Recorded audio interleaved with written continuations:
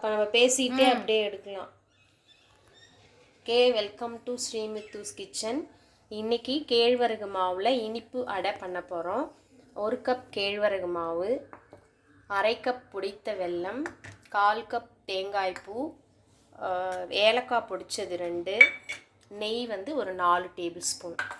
இது தேவையான பொருட்கள். இப்போ எப்படி பண்ணுறதுன்னு பார்க்கலாம். ஃபஸ்ட்டு ஒரு கடாயை வச்சுக்கோங்க.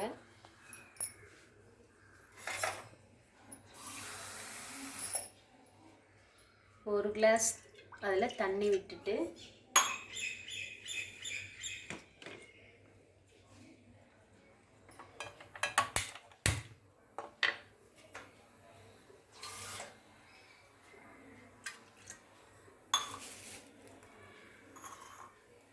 தண்ணி நல்லா. Welcome to Srimithus kitchen.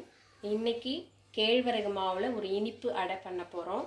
அதுக்கு தேவையான பொருட்கள் கேழ்வரகு மாவு 1 கப், பொடித்த வெல்லம் அரை கப், தேங்காய் துருவல் 1/4 கப், 4 டேபிள் ஸ்பூன் நெய், 2 ஏலக்காய் பொடிச்சு வச்சுருக்கேன்.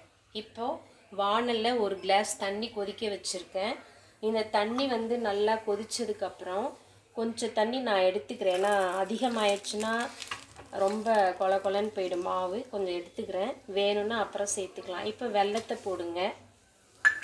இந்த வெல்லம் நல்லா கரையணும்.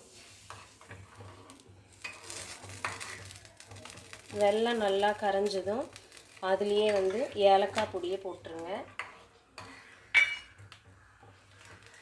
அடுத்து தேங்காய் துருவலையும் அதில் சேர்த்துருங்க.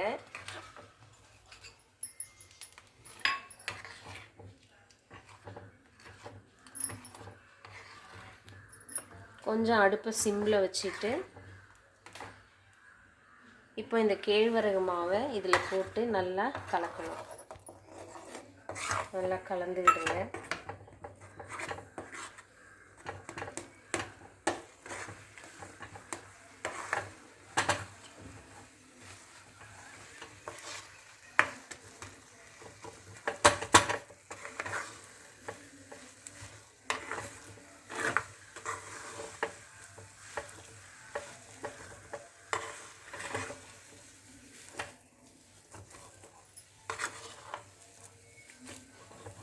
நல்லா கட்டி ஆயிடுச்சு. இப்போ இதை கொஞ்சம் ஆற வச்சுட்டு ஆறுனதும் உருண்டை பிடிச்சி தட்டி நம்ம தோசைக்கல்லில் நெய் விட்டு சுட்டு எடுக்க போகிறோம். இப்போ இதை இறக்கிடுறேன். இது மாதிரி உருண்டை பிடிச்சி வச்சுக்கணும். இப்போ நான் வாழை இலை இருந்தால் வாழை இலையிலையும் தட்டலாம். அப்படி இல்லைன்னா அந்த மாதிரி கவர் இருந்துச்சுன்னா கொஞ்சம் நெய் விட்டு ஒரு உருண்டை எடுத்து நல்லா இப்படி ரொம்ப மெலிசாவும் வேண்டாம், ரொம்ப தடிம்புலாவும் வேண்டாம், இப்படி திட்டமாக மீடியமாக தட்டி எடுத்து இப்படி தவாவில் போட்டு கொஞ்சம் நெய் விட்டு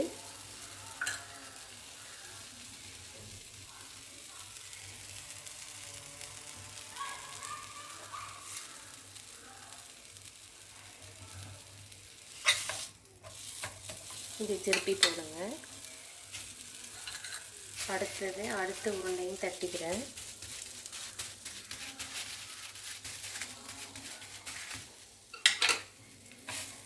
இன்னும் கொஞ்சம் திருப்பி போடுறேன். இந்த பக்கம் இடம் இருக்கிறதால இல்லை அதை எடுத்து போடலாம்.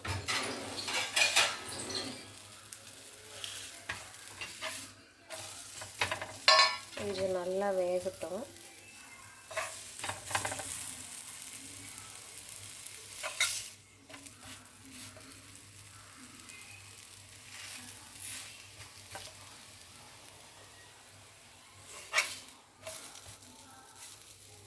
கொஞ்சம் செவக்க வந்ததும் எடுத்துருங்க. இப்போ அடுத்த அடைய போடுறேன்.